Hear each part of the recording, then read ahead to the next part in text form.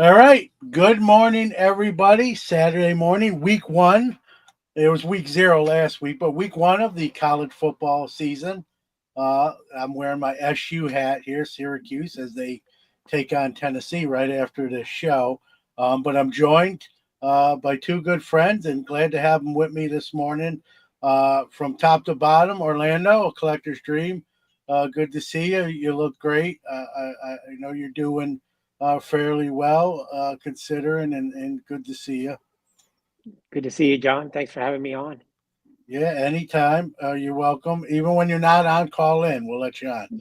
So, I'm and always willing only to but chat either way. yeah, I know you are. I appreciate, and we appreciate that. And only on screen below us, Lauren. Good morning. Good morning. Thank you for having me.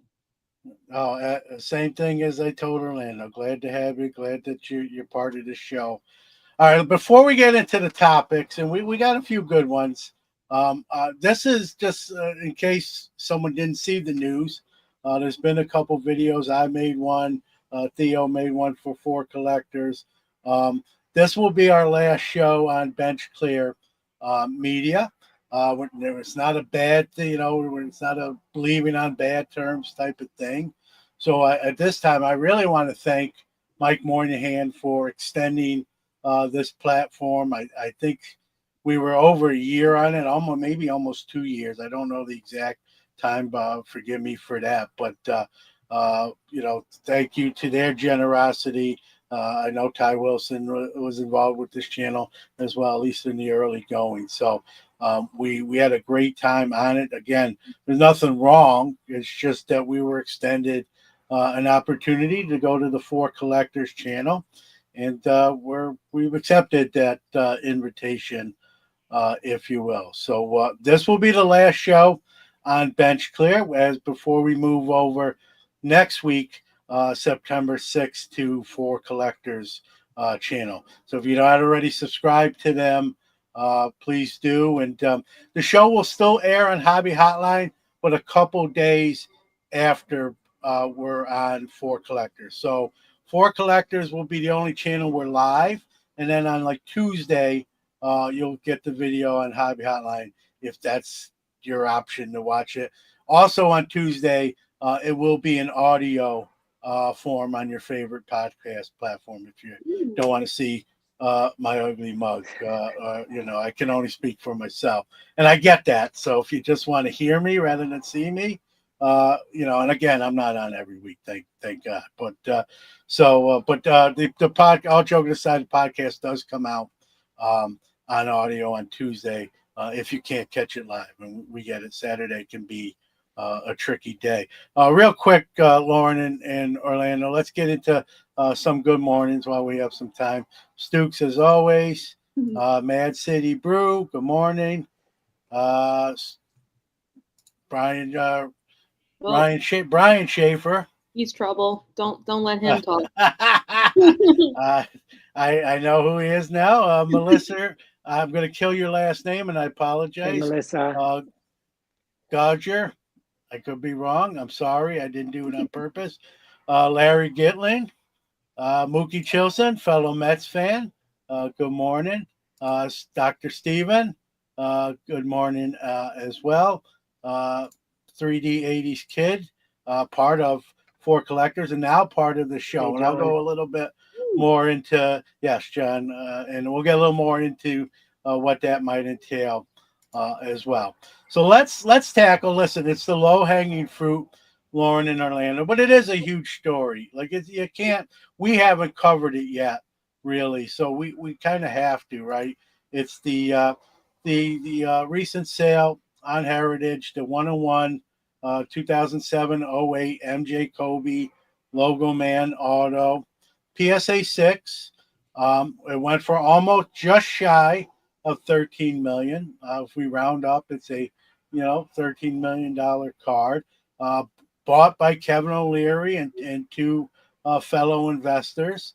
And it is now the new record holder for highest price paid for one single card. And that's obviously going to make the rounds on any kind of content creation, show, podcast. Hobby Hotline no exception. One of the first things I noticed, Lauren Orlando, with this card is, it's a PSA 6. Now, we all know these sticker stock cards typically don't always grade well for various reasons. The thickness of the card, usually around like the patch window, gets little creases just naturally in the process of getting the patch in there. And I just thought to myself, this thing went for almost 13 million at a 6. What if it was an 8 or a 9? Would that ever changed that much, or is that sort of you're buying sort of the card, not the grade? What do you guys think about the PSA 6 versus if it was a higher grade potentially? I think I think because of what it is, because I know that is an interesting conversation to have with one of ones, but it ultimately doesn't really matter because it's a one of one. But I think honestly, it doesn't matter what the grade was. I think it was going to go for a high number, whether it was higher or than what it was. I don't know, but I think also knowing like who bought it, Kevin O'Leary, I think he's trying to make a statement about, the hobby and the industry and stuff. And Shine, Matt, I think knowing his tendencies as a collector, I think he saw this card and said, I have to have it. And he was going to find a way to get it. So I don't know. I mean, I'm not in his head, but I don't know that he really would have cared if it was I mean, everybody's excited about a 10 for sure, but like between a 6 or an 8, I think he would have just pursued it like heavily no matter what. So whether the number would have changed or not, I don't know, but I think he would have won it at whatever price it needed to get to. So I like this comment from Abel. Morning, Abel. Great guy.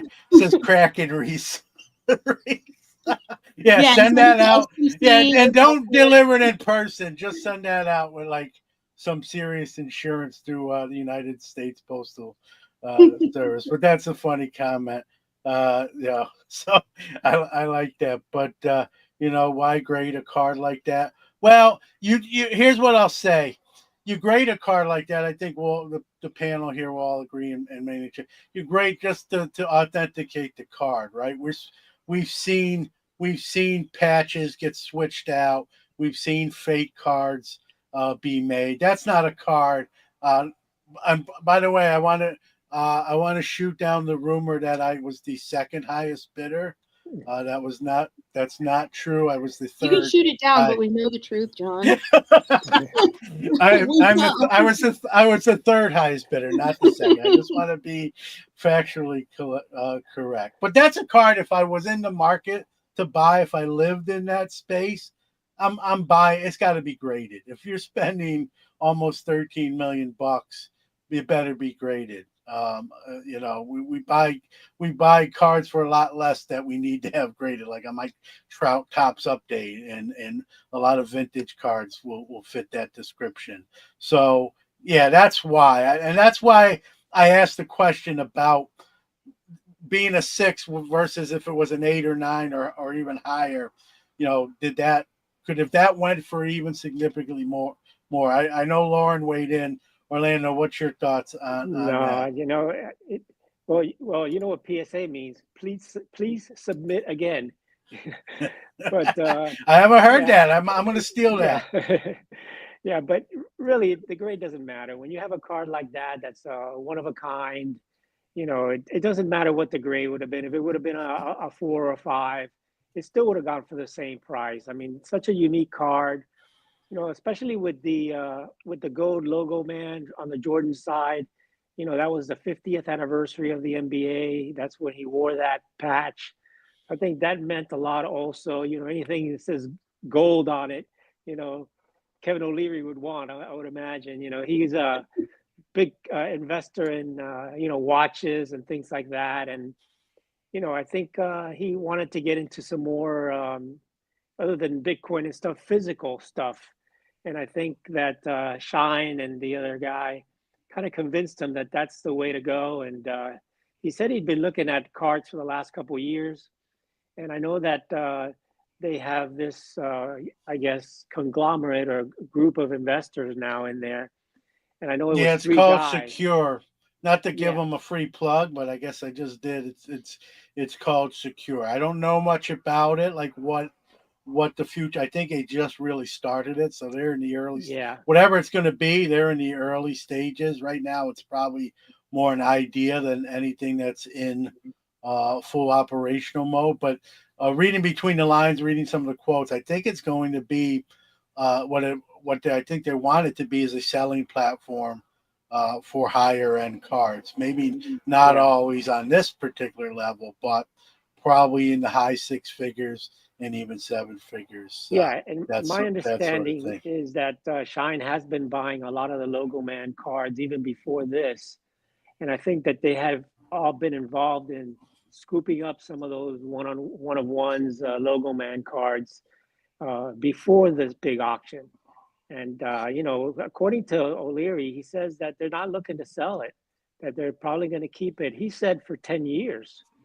I don't know if they'll keep it that long, but I think it's more of a, kind of like, you know, I a, a, told my wife Orlando I would take out the trash today. Doesn't okay, mean I'm gonna do it. yeah, No, right. I'm just kidding. But But I just think that it's they're trying to build some type of fund. They're trying to yeah. build some type of group of cards there where they can have something maybe invested in the future. But from what I can see, it's all modern type stuff is what they're getting into. And that to me, I think is a little bit of a concern because if you remember at one time, the highest price card was the Mike Trout Superfractor 1 of 1 that sold, I think, for over 5 million, and that at one point was the highest sale of any It seems card at like the time. eons ago. Yeah, Seems but like it was eons only like ago, and it's three not. It's years not. ago that.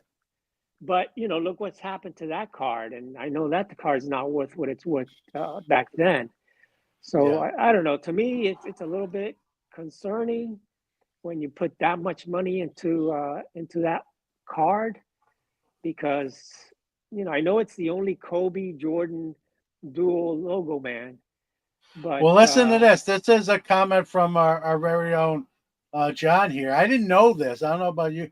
It says supposedly these patches were on the jerseys the first game that Kobe and Jordan played against each other. That I didn't know. And that adds obviously a little yeah, more provenance to it. Maybe if that's true and if that's the case, obviously that's not going to lower the price. I think that just enhances the card.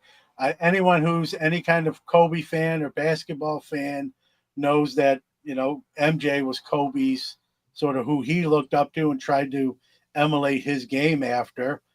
Did became pretty close, if you will. I don't think there's another MJ, but Kobe's not a bad second if that would be the case. And to have them both on the same card like that, a logo man, game used, as John points out, their first game against each other, if that's the case. And we all know, unfortunately, of Kobe's untimely passing, meaning that he's not continuing to sign. And I know Jordan doesn't sign a ton, but he's still alive to sign when he does. So I think all these factors go right into maybe why this card went for so high. Besides even the obvious reasons. Orlando, you brought up something I wanted. There's one of my bullet points I wanted to talk about with this card. So it's a good segue. You mentioned Shine. I know he's got a reputation. That's for another show and another day.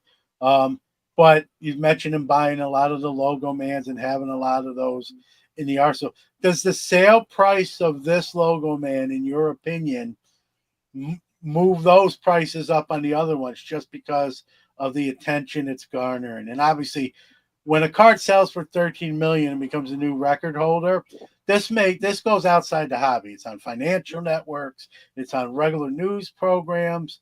Do you think this sale, if you're holding one of the other logo mans, did your card just go up in value just based on one sale of this card, or does one not necessarily have to do with the other cards?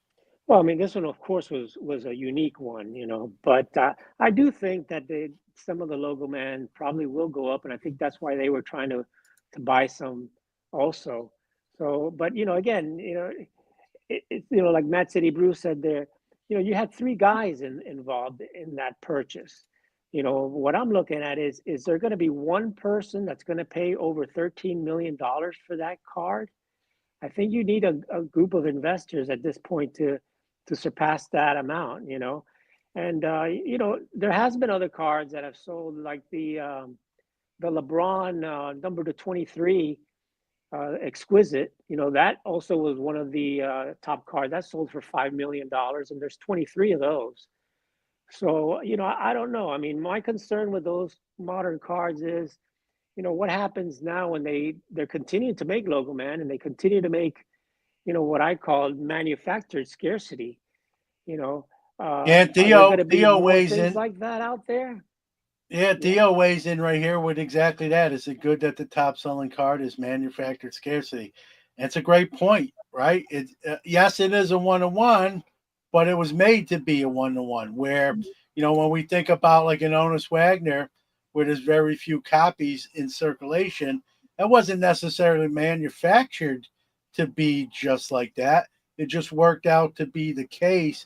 I think there's something to be said about that. If I have a choice between the two, I'd rather have natural scarcity, if you will, if that's such a thing, than something that's just manufactured. And we've seen companies do, they'll do a 1-to-1, and then they'll do a 1-to-4, and it's really the same card, and then they'll do a 1-of-8 and 1-of-50, and then in reality, you have 100 of the same cards, just with different numbering. Not in this case, but you have things like that. I'll take natural scarcity over artificial scarcity 8 days a week, and so Yeah, that same here. and that now it brings up the whole, the modern guys are pointing to this sale and saying, see, that's why modern's better than vintage. And the vintage guys, and I know me and Orlando wear that hat, are saying, yeah, but it's artificially scarcity. It's a great card. We're not knocking it. We'd love to, if someone gave it to us, we're not going to kick it out of bed, as I like to say. But it's manufactured to be valuable from Jump Street. When Upper Deck made that card, they knew this was going to be probably the best card in that product. And so there's a difference to that. So both sides, and vintage guys will also say, okay, you won the battle, but we're winning the war. Look at that leaderboard and how many cards are modern to vintage. There's more vintage on that sales realized leaderboard than modern. Sure, the number one spot's now held by a modern card, if you will, but most of the spots are taken up by vintage. So you got this sort of, I don't really get too much involved in it, because I think if we're in the hobby, we're in the hobby, regardless of what hat you wear.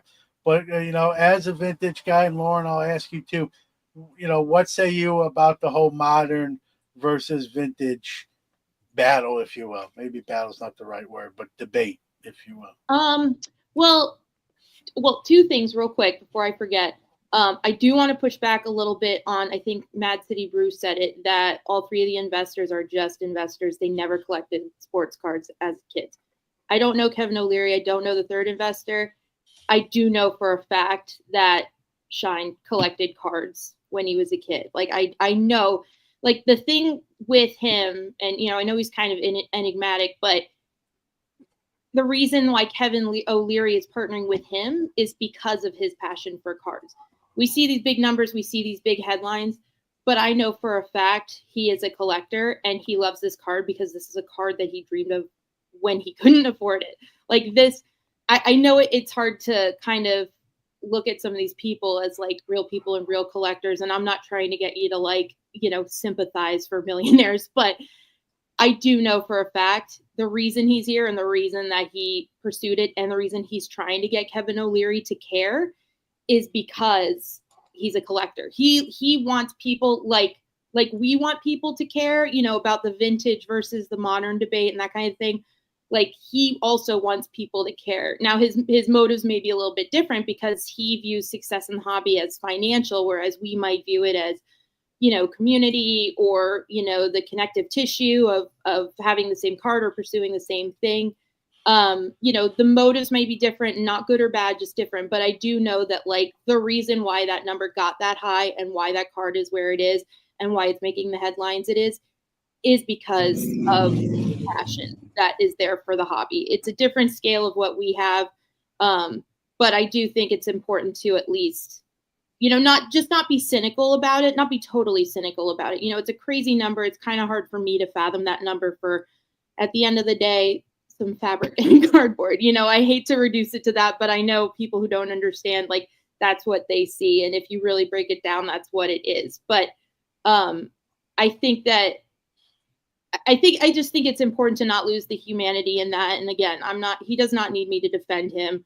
I just think it's important to consider that passion is what unites us all. And I think that that's important, and it will get lost in the headlines and in the big numbers and in the big stories. That's just natural. That's how it works. But for us as collectors, I think to remember, that collecting is still, a passion project, then, I think that's just something to kind of recall. And I don't know. It's a complicated way to kind of process it, because again, like, do millionaires need me to defend them? Absolutely not.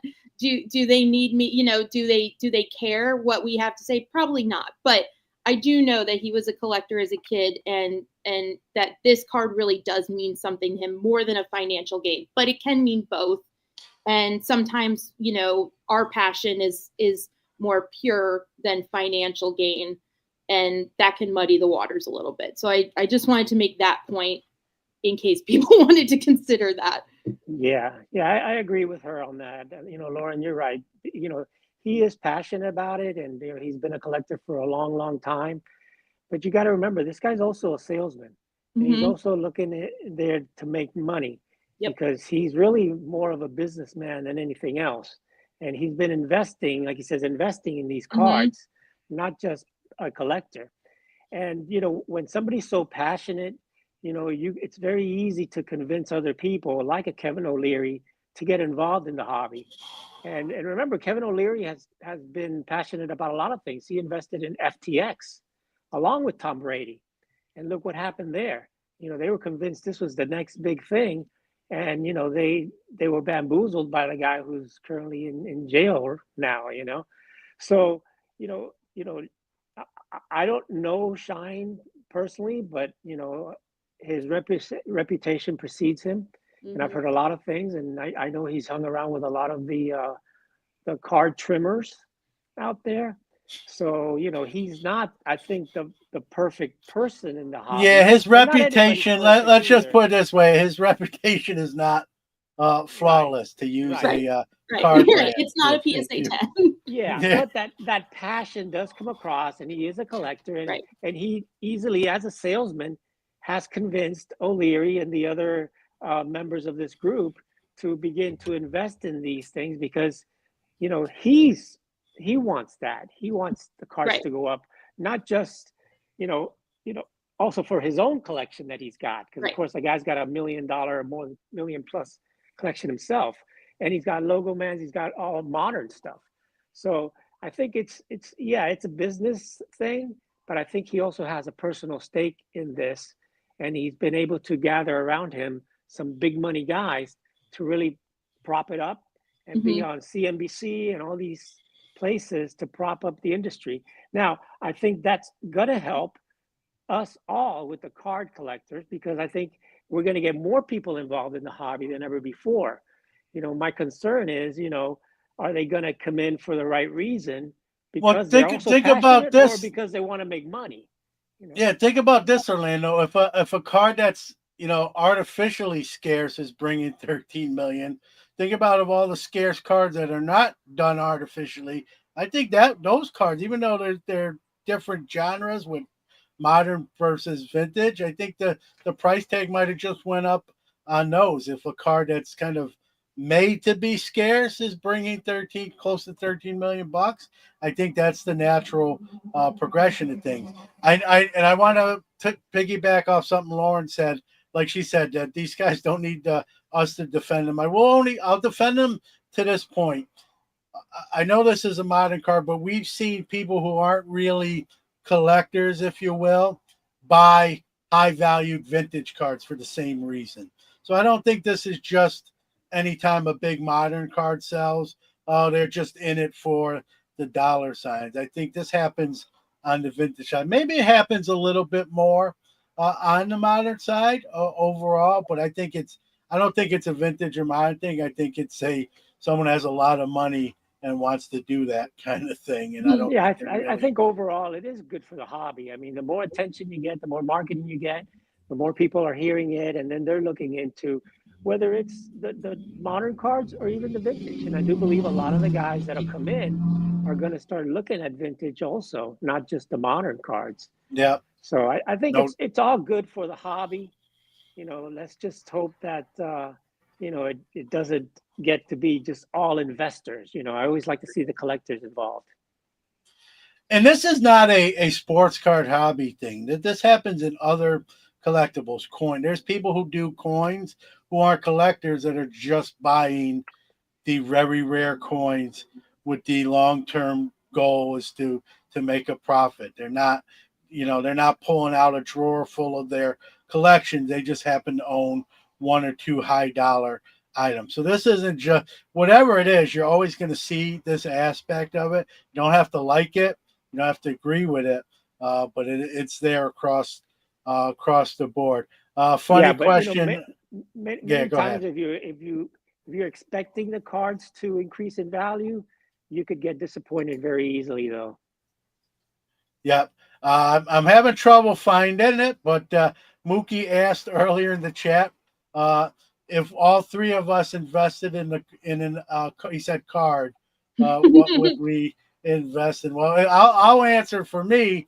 If Lauren, gave me a bunch of $100,000 and Orlando did too, the item I'd love to own is the Jackie Robinson debut ticket from his breakthrough into the major leagues.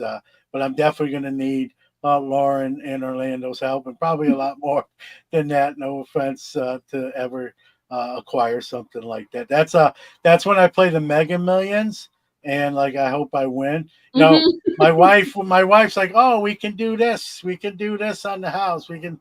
And I'm like, I can buy the Jackie Robinson. Right, you're like, that money is spent. It's already gone. And I get a funny look, So that would be what I picked. But I thought it was a funny question. Yeah, I mean it's there's no guarantee too with this card that it would sell again for more than that, right? You're taking in a sense a almost $13 million risk. Now it would probably. That's maybe why they want to hold it for 10 years rather than sell it quick. You're going to make more as time goes on if you're going to make, but there's no guarantees. We've seen, you brought up the Trout, Orlando, right?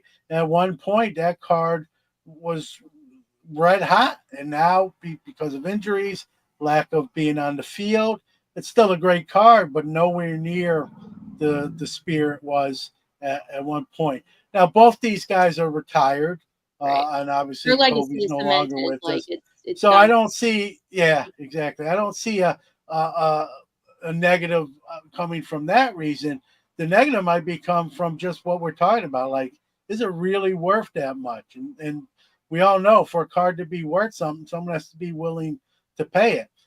Right now, it's worth almost $13 million because three guys were willing to pay it. Will someone else be willing to up that number or not? So that's the risk you take with a purchase like that. And so this is true too, right? It's all about getting their name on the front. They're getting they're starting this company called Secure, right? What better advertisement than the highest paid, highest value card, at least via auction, right? What better name to get your business and your future endeavor out there? It's a great point by Royals 417.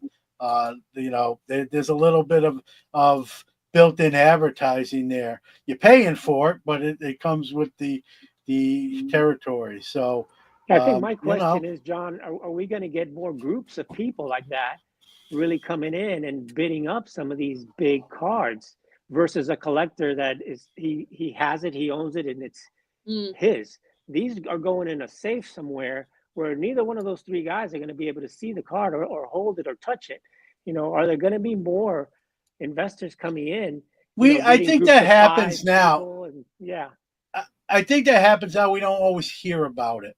And when you even look about collectible back in the day when they were running Rally now, although it's not doing great, in those sense, they have some of those 7-figure cards, if you will, and just a bunch of people own it. Maybe obviously more than three. There'd be 100, 200 people into that card, yeah, and it's too almost like many to owning name. stock at this point. Yeah, Right. it's fractionals. So there's Right. too many to name, but it's the same. It's the same theory, just spread out with more people rather than just three. And there's no names other than the fractional company itself behind it. But that doesn't always work too. We see collectible went defunct. Yeah. So even going that route doesn't guarantee long term success and whatnot. So. Do you get much? I know, Orlando, you're a vintage guy like myself too. Do you get much? And Lauren, I don't believe in labels, so to speak, because I do modern cards too. It's not like I don't do any. If someone says, "Are you modern or vintage?" is as simple as saying modern for you. For me, yes, because I'm not, I'm not a big baseball fan, and I feel like a lot of vintage is, I'm not all, I don't want to, paint with a broad brush, but I know a lot of it is tied to baseball, so that legacy isn't really there for me personally. I collect mostly like Coco Gauff, who I am going to be able to watch later tonight.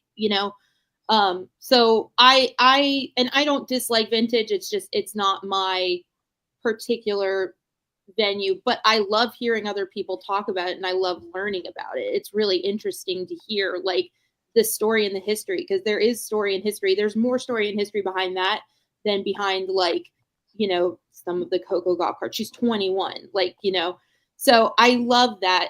It's personally for me, it's not what I pursue, but I love like watching what Orlando, has to say about his collection. And I love when you all find something and you post about it, and like, I like that aspect of it. But for me personally, I don't, I am more, I mean, if it had to put me in like a box, one or the other, it's modern.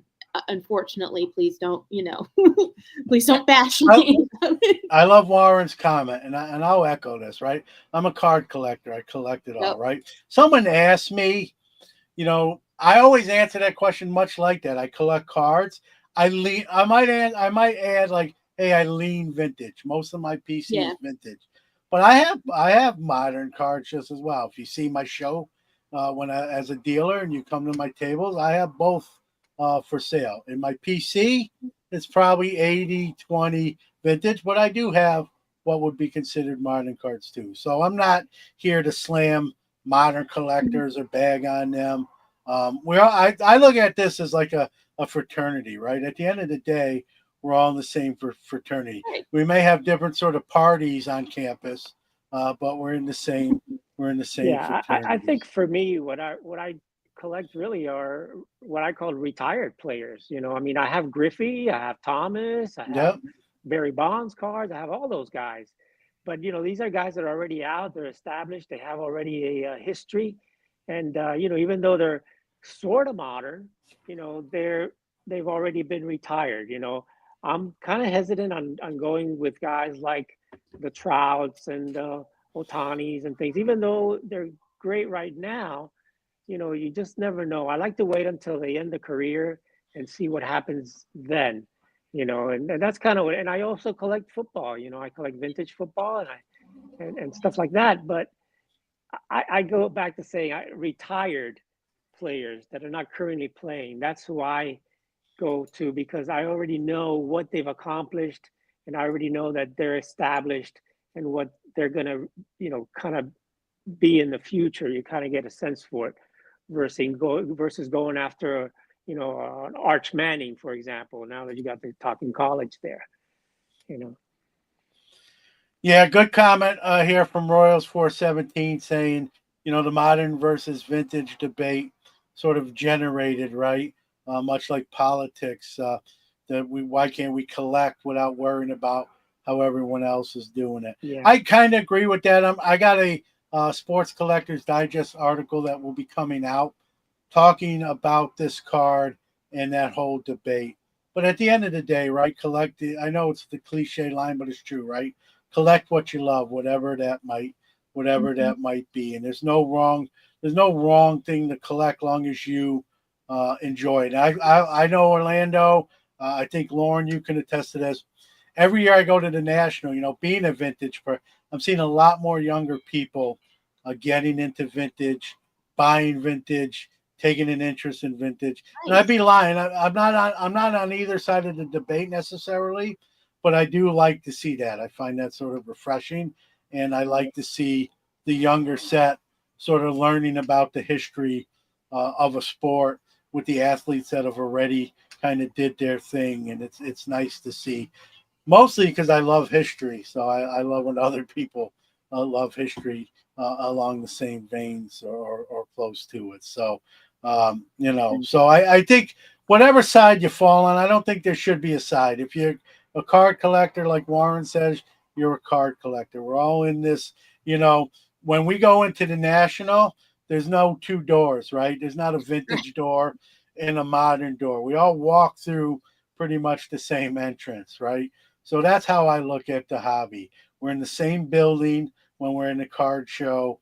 I know there's Strongsville and different, and there's nothing wrong with that. But most shows we're all in the same building, and I think that to me that speaks volumes that we're all enjoying the same hobby at the end of the day, and that's to me the way it should be. Speaking of the National and things I've seen more of walking around, and we got the U.S. Open as we speak, as Lauren alluded to, watching her favorite uh, tennis player play later this evening. Tennis cards. I saw a lot more tennis cards. Now, I'm not going to be disingenuous. I'm not so much a current tennis fan. I'm old, so I was more of a tennis fan in my younger days when a New York City guy that was my favorite tennis player named John McEnroe. That was my guy back in the day, and surely I can be serious saying that. But tennis cards are not necessarily new; they've been around for a while. They're not necessarily mainstream, but I saw more at the National. We've seen, speaking of big sales and big high dollar sales, we've seen two recent sales of a particular player. I hope I don't say his name right. Carlos Alcaraz, Perfect. and Beautiful. okay, and like I said, I'm not a current modern day tennis fan, but here's one of those cards, Lauren, and this is the Net Pro Mhm. autograph, and this brought 237,000, so 1/5 of $1 million. Actually a little bit more than 1/5, and then this card, which I think is cool. Now we all know the bat knob cards and on the baseball side of the thing, right? Did you know there was a racket Yeah. knob Yeah. card, and we see here's the same player, different company and card, the Topps royalty, a 101 Alcaraz racket knob, and so I thought that was really cool. I'll be honest with you, until I looked it up, I didn't realize they did this in Mhm. tennis, but it makes sense if you're going to do it in baseball. Why not do it in tennis? This card brought 222,000. So you add these two cards up. I don't believe they're owned by the same buyer, but if they were, that person would have had to spend $500,000 to own these two cards. Do you think is this? And we've seen Serena Williams rookies go for a significant amount. I mentioned John McEnroe, my favorite all-time tennis player. Sometimes when I'm on eBay doing like a search for things, I always look for like John McEnroe signature cards. I never got one yet, but those things go for 200, 300, 400 bucks, if not more. And I can't pull the trigger. I'm not saying that's a bad price. I just haven't bought one yet. I'll go to Lauren first here. Do you think that tennis will? I know it's not unpopular. You think, much like we saw in wrestling, sort of the popularity on the hobby side increase? Are we going to see that even further with tennis? I know we're seeing more cards at the national, but do you see that continuing? Maybe because of sales like those two cards I just mentioned. Yeah, and I think part of it also is that Topps has taken the reins and given tennis like, the NBA, MLB treatment of here's multiple products in a year. We got recent, was the 2021 Topps Chrome, and that came out in 2023. Like it wasn't even out in 2021. And that was the one product for a few years, and then we had to wait again until last year when the 2024 Topps Chrome was announced. Like there were large gaps, and then this year alone, I think so far they just announced their fourth product. I think that's coming out later in September, Triumphant, which is supposed to be high end. So I think there's also more product for people to pick up. I know somebody said that there are some vintage. Somebody in the chat said there's, vintage cards in tennis to pick up. And I've been looking at, I wrote an article about Arthur Ashe for Collectibles on SI. I'm working on one about Althea Gibson. So I've been looking at her cards and, so as far as vintage, for people who are worried if I am going to get into vintage or not, I have looked. I do like them, and I'm learning about them because they're really cool and there's cool stories there. But that's the thing is with Althea Gibson, there's really only about maybe 2 or 3 cards. There aren't too many. With Coco, she had, she was in the Topps Chrome finally, but before that she was in Metal Universe and stuff like that. She was in the mixed bag of athletes, so she's next to Tiger Woods and Michael Jordan and, all these they're excellent athletes, but she was mixed into these other products. So now there's strictly tennis products coming out on a consistent basis, and it's being broken. It's on breaker channels a lot, and so there's more product to actually see and to actually have in a case and to show off, and they're consistent. You can look at it and say, oh, okay, this is Topps Chrome, this is royalty, the knob. You can see what it's from. It's not oh, Carlos Alcaraz was on Net Pro and Coco Gauff has a PMG over here. There's starting to be a little bit of uniformity, and I think that's easier to digest if you're getting into tennis and collecting tennis. So, for the good or the bad of Fanatics taking over, Topps and that aspect of things, it does provide uniformity for there to be more for you to kind of see. And the 2021 product, it had mostly older players actually. So they're modern cards with vintage, Hall of Famer players. And so, that was kind of an interesting product because I knew who I was looking for. It was Coco, and she was one of only a handful of modern players. Carlos Alcaraz was not in that. I don't think Djokovic was even in that. So, now they're kind of mixing them up, and there is more modern with some more vintage, like Billie Jean King, vintage John McEnroe, but, we're going to go ahead and put him in that category. So, it's interesting because they're starting to have uniformity, but they're covering the bases of the history of the sport. And, and tennis is interesting because it's all on one person's shoulders. There's no team. You don't have a team loyalty or oh, they're not on the Mavericks anymore. They're on the Lakers, and I hate the Lakers, and I've hated the Lakers 3 generations back. So tennis is really interesting, to kind of get into to see what really piques your interest. And I think it's great that Topps is putting out products that people can recognize and see easily and then kind of explore and see what really strikes their eye and what they like.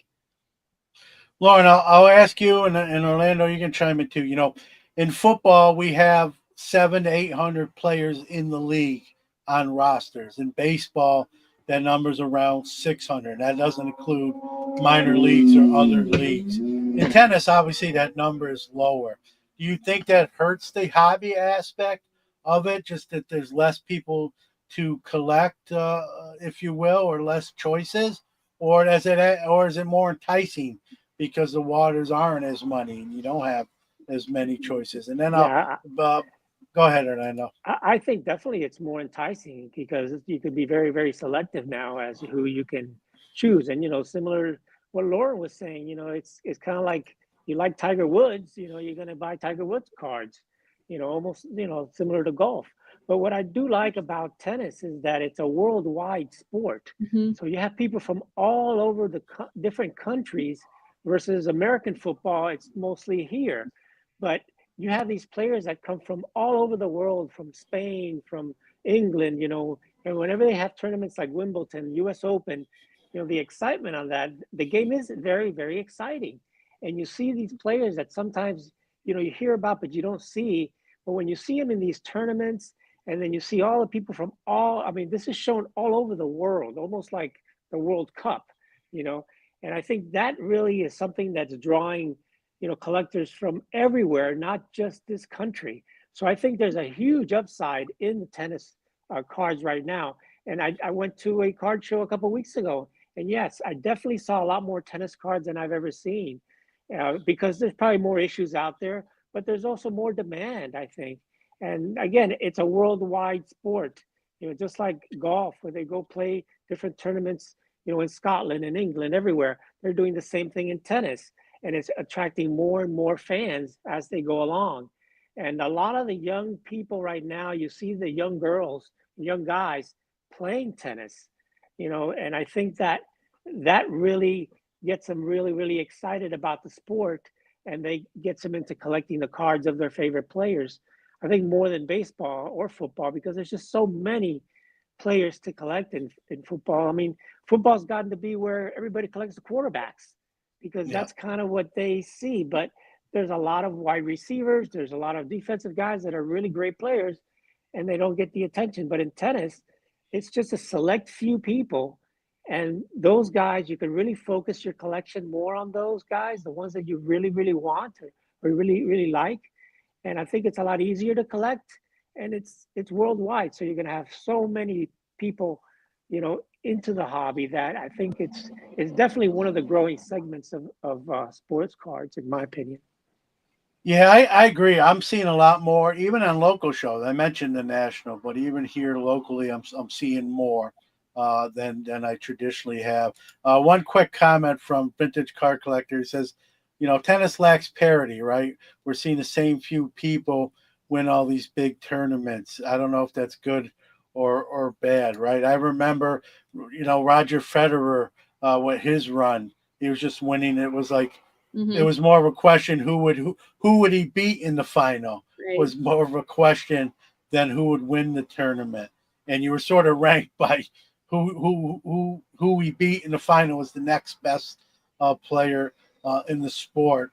But I think we like dominance, right? I think as collectors we do sort of the stuff Otani's doing in baseball. Love him or hate him, right? We can't argue with the greatness of Tom Brady, his dominance during his run in football.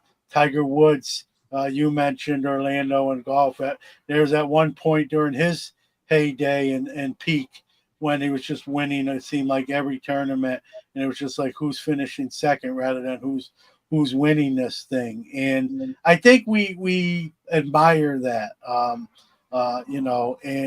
we all want to own a part of that as collectors. I think whether we'll admit it or not, I think internally we're like, or if we open something and we get that particular dominant player, we definitely are excited about it rather than it being someone else we could have pulled. So is it good or bad? I guess it's both, depending on, it's like the glass half empty, half full. I guess it depends how you look at it. You know what I mean?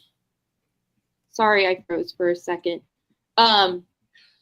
Sorry. So I didn't hear all of what you said, but I think I kind of gathered where you were going, what direction you were going. The thing about parity too in tennis is that there are some dominating people. Like right now, it's mostly Jannik Sinner and Carlos Alcaraz. In the men's side, it's kind of 1 and 2 back and forth, which is exciting and interesting. And it's fun to see somebody who is at the top of their sport, just going against the top person and just seeing who can come out on top, because that's interesting. But for the women's side, it's not necessarily just a 1 and 2. I mean, for me, Arina Sabalenka and Coco Gauff are the two people that I watch who, go head to head. I love that, but they are not 1 and 2. Coco is 3 right now.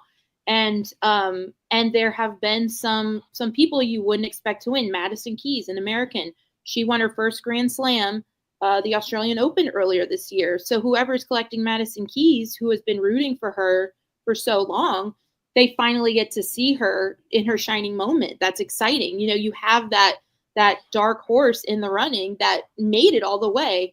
And then Anna Samova, she won Wimbledon this year, and her cards had a huge pop, and there were cards to collect because Topps put out, product that she was in, and you could seek it out. So I think that's exciting. If you can pick, somebody who speaks to you, whether it is like Orlando said, it's a worldwide sport.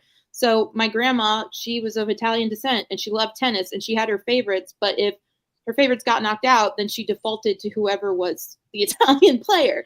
That's just kind of how she knew how to keep rooting throughout the tournament. So, that's the thing, is you can kind of pick like who connects with you. Like for some reason, Coco just really spoke to me. And there are other players that I just kind of like watch along the side too, that I'm like, rooting for. So I think it's, I think that there is some dominance to it. There are the Tiger Woods, there are the Tom Brady's, but it's also interesting to see who's going to topple Tom Brady, who's going to keep Tom Brady from getting, that umpteenth Super Bowl win or whatever, and they're out there. It's happening. There are people who just come out of the woodwork and their head is on straight for the tournament.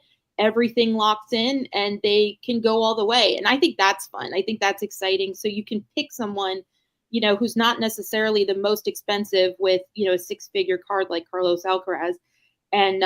And you can, see them through, like with Anna Samova and Madison Keys. You've been following them for so long, and then they actually made it to the mountaintop. That's incredible. And you get to look at your cards and say, I was there with you. Like, that's really cool. That's exciting. So I think it is going to grow. And I think it is, I think all great points were made about like it being worldwide and it being accessible. And I don't know. I think it's interesting to talk about too. Like I see the chat, a lot of people have thoughts and opinions about it. And like, that's cool. That's cool. Taylor Townsend right now is the talk of the tournament because she had, a little conflict with Ostapenko, and she's an American, and, she's playing at the US Open, and, Americans love getting behind their players at the US Open. And so, she might go all the way, and, her cards probably have gotten a little bit of pop from the publicity. So, that narrative is fun to engage with.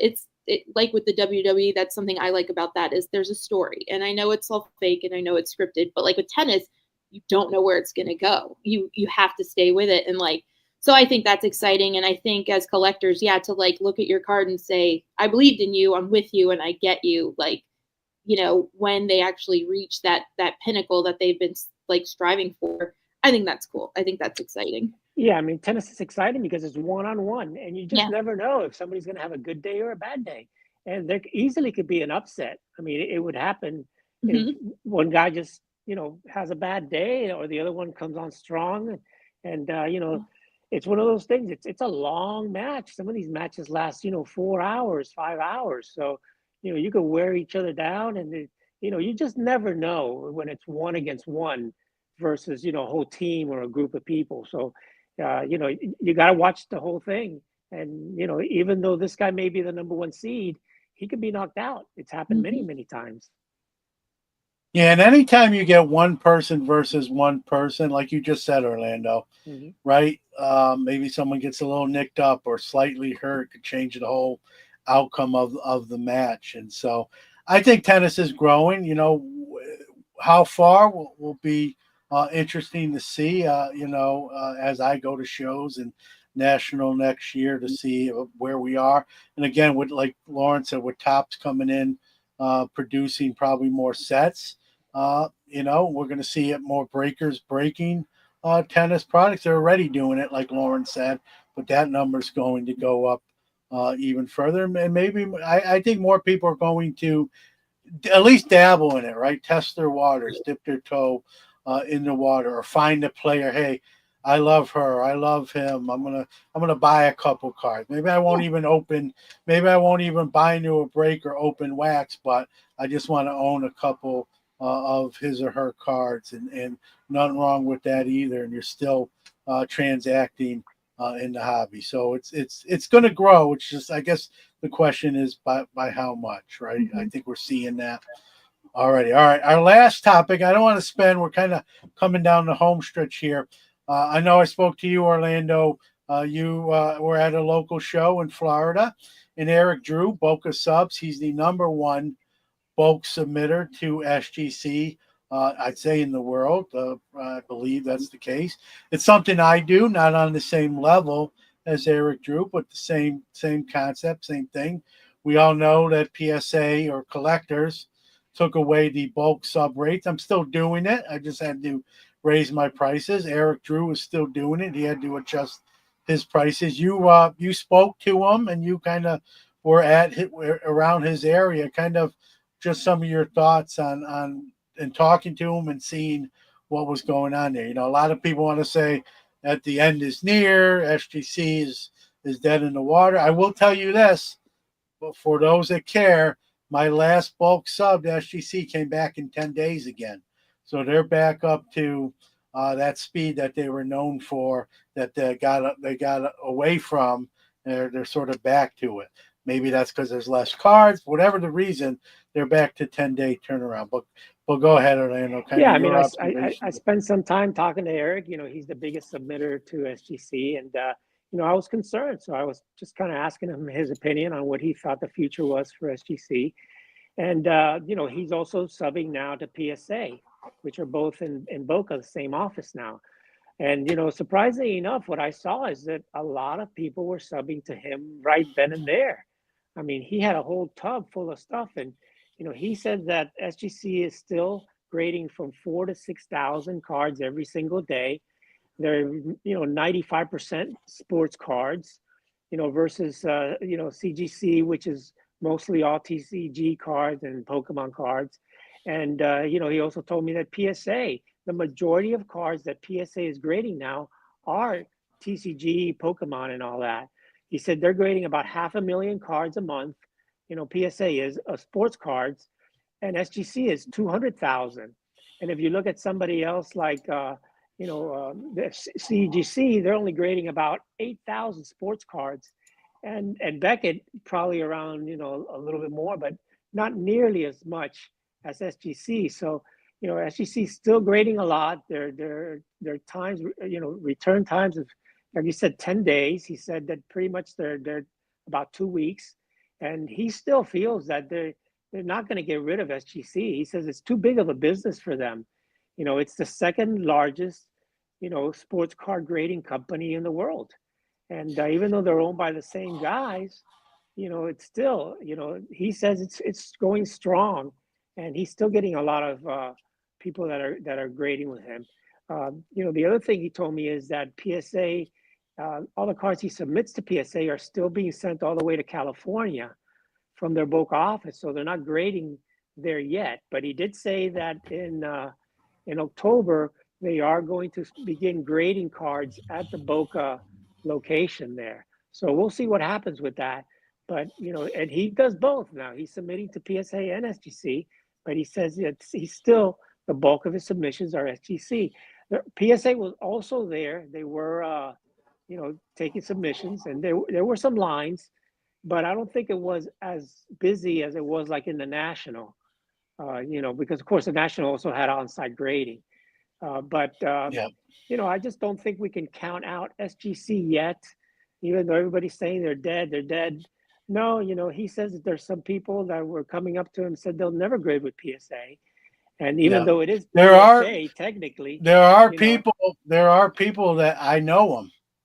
Now, I submit to PSA and SGC personally. I'll make that very transparent and clear. But there are people, we've all heard it or seen a post or know someone personally say, "Hey, I'll never give PSA my money. I just don't believe in some of the things they do, or I just don't want to, whatever the reason, right?" And yeah, there we go. Good luck to yeah. today. We're 13 and a half point dogs, but that's a big number. I'm going to. But John, while I was there, I mean, I probably talked to the guy for like 15 minutes, and there were over 100 cards that were being brought into him, Yep. being submitted at the time that I was there. So he had a huge couple of tubs full of cards. So obviously, John's on the John's on the deck of the SGC Yeah. playing violin. I hope he's wrong, and I like John. I hope he's wrong. Here's the other thing: get off the deck. You know those violin guys perish too. They don't Yeah, want to that's be true. on there playing violin if it really does. Yeah. But remember, John, we were talking about the highest selling cards. 6 out of the A lot highest of them selling are cards SGC. were SGC cards. Yeah. So, I don't think that they're going to be sinking as fast as these guys say they are. When you're still grading here's the over thing. 200,000 cards a month, that's a lot of sports cards. Mm-hmm. So he didn't tell me not to say anything, but I spoke to Ryan Hoge in Chicago at the National, and I asked him. I wasn't recording, but I had a conversation with him. I told him what I do, my relationship with SGC, and I'm like, please tell me they're not going away. He's just, they're not. We've made some decisions, but the brand itself is not going away. Now, I know someone's going to hear that and say, well, what did you expect him to say, John? He's not going to look you in the face and say, yeah, in 4 months they're gone. Don't say that. Because, I get that whole aspect. You're not going to say that.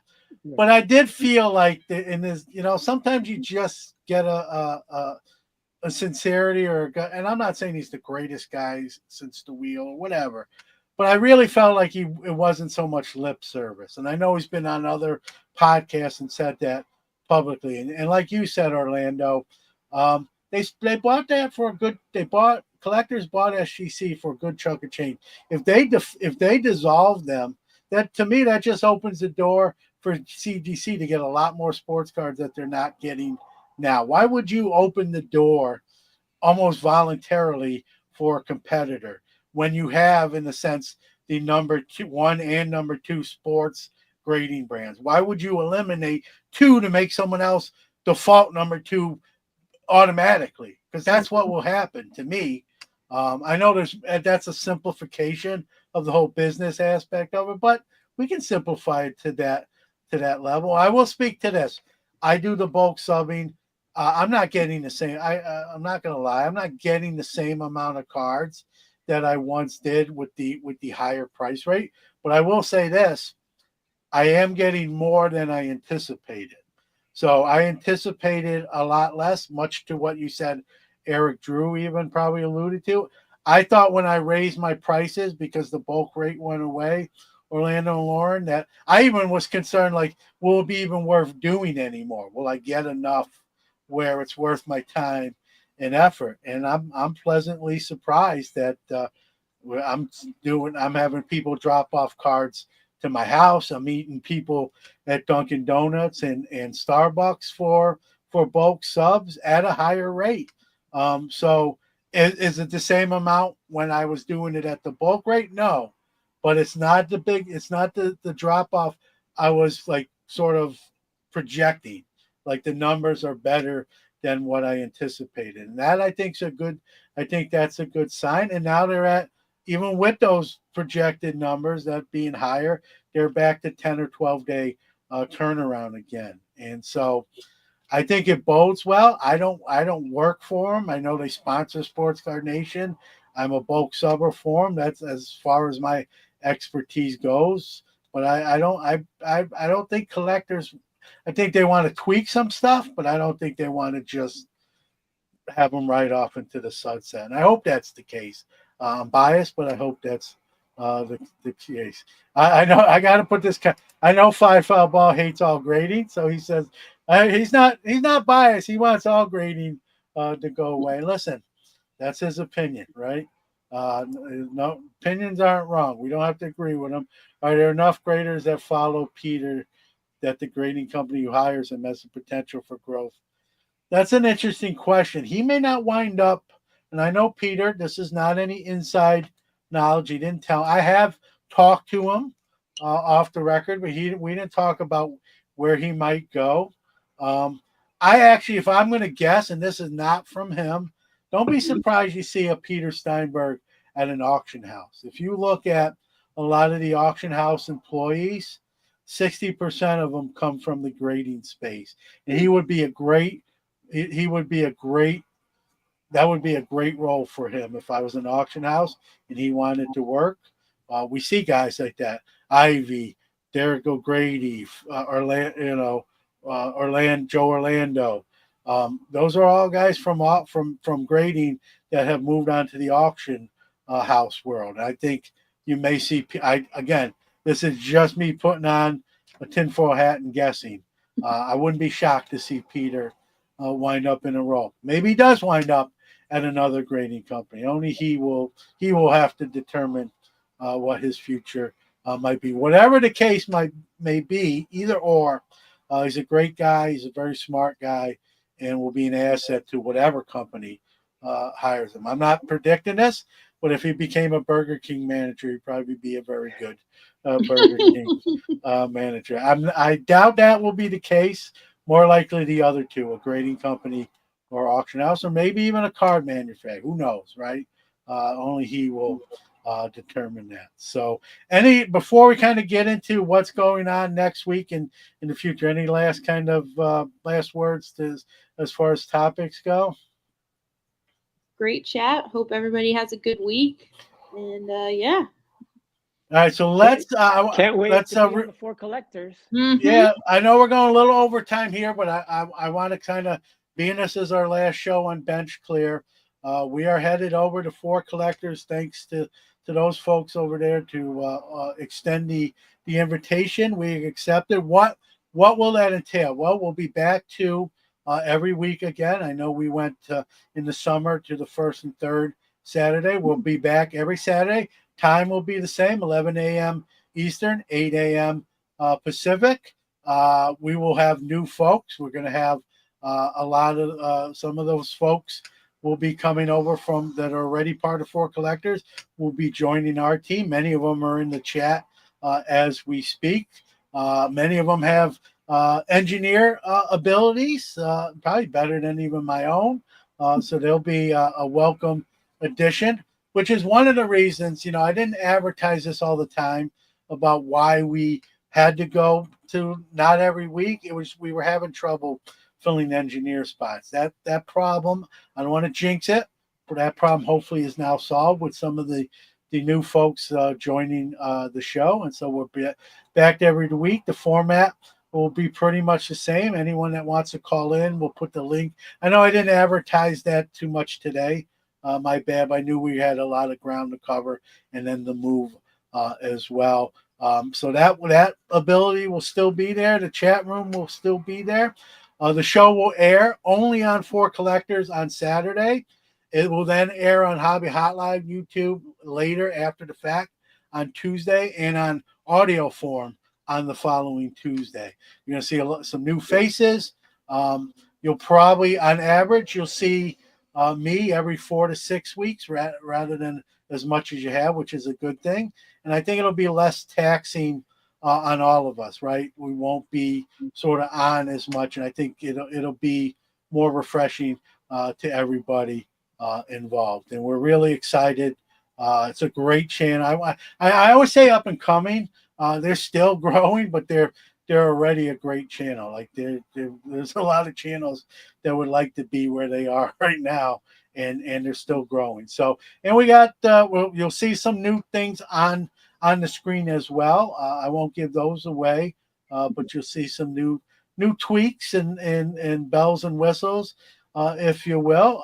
Everyone, most people are going over with the move, and then we're adding to that roster as well. We have a new logo to go along with the move, and I'm going to put that on the screen here real quick as well. I kind of did by accident earlier, but now I'll officially do it. So that will be the new logo, and you can see we got a lot of sports represented there: football, baseball, hockey, and basketball, and then obviously the Four Collectors logo. Pretty cool logo, if I could say so myself. So next week will be sort of the first show will be sort of an all hands on deck show. In other words, any of our people involved in the show want to come on and talk about it, it'll just kind of be a welcome to Four Collectors type of show. I'll be at a card show speaking of SGC, at my SGC bulk table, but I will be calling in from there with my noise canceling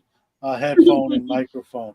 If we have enough people, I won't stay on long, but I will kind of check in and say hello to everybody and that sort of thing. And then we got a special episode for the second one. We'll keep that under wraps until next week, and then we'll have a normal schedule every week again. So I know Lauren and Orlando, you want to kind of last words speaking of the move, and I'll put up some comments here. Just a great move. I'm glad you're doing it. Yep, very exciting. You put in a lot of hard work, and you're dragging us all along with you on your coattails, and we appreciate it. Well, then listen, and I appreciate that, Lauren. And I do some of the work. I'm not going to not tell the truth. But right, this is a collaborative effort. Mm-hmm. Again, with Four Collectors, they're doing things. They're adding to our roster. I think we're at the end of the day, we're going to have 18 people now involved with the show. A lot more engineers, right?